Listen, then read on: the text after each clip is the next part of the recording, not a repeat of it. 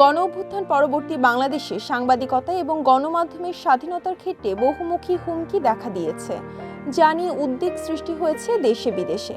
সংবাদপত্র অফিসে হামলা, শতাধিক সাংবাদিকদের বিরুদ্ধে হত্যা মামলা এবং সরকার কর্তৃক ৩ দফা ১৫০ সাংবাদিকের প্রেস অ্যাক্রিডিটেশন কার্ড বাতিলের কারণে এমন পরিস্থিতি সৃষ্টি হয়েছে।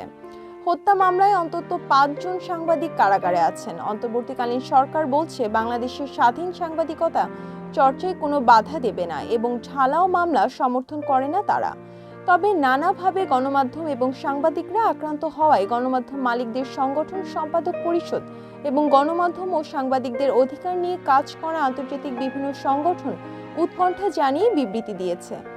ঢাকা বিশ্ববিদ্যালয়ের গণযোগাযোগ ও সাংবাদিকতার অধ্যাপক রোবায়েত ফেরদৌস সংবাদ মাধ্যমকে বলেন, গত সরকারের সময় দেখেছেন ওই সরকারের বিরুদ্ধে ঠিকভাবে কথাই বলা যেত না, তারা কোনো সমালোচনা সহ্য করতো না। এখন টেলিভিশনগুলো দেখেন, এই অন্তর্বর্তী সরকার কিংবা যারা পরের সরকার আসবে বলে তারা মনে করেন বিএনপি কিংবা জামায়াত তাদের প্রচার প্রোপাগান্ডা হচ্ছে, এটাও সাংবাদিকতা হচ্ছে না।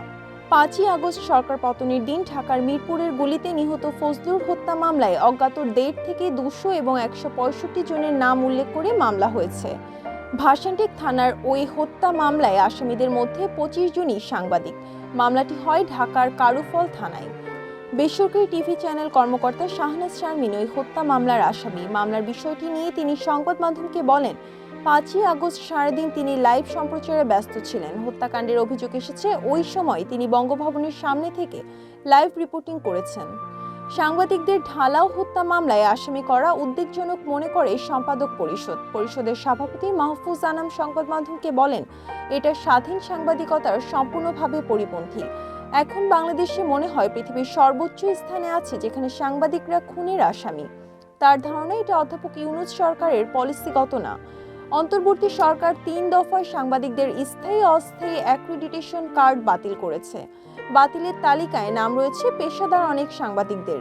গণঅভ্যুত্থান পরবর্তী বিভিন্ন ঘটনায় সাংবাদিকতা এবং গণমাধ্যমের অধিকার নিয়ে কাজ করা আন্তর্জাতিক বেশ কয়েকটি সংগঠন উদ্বেগ জানিয়ে বিবৃতি দিয়েছে।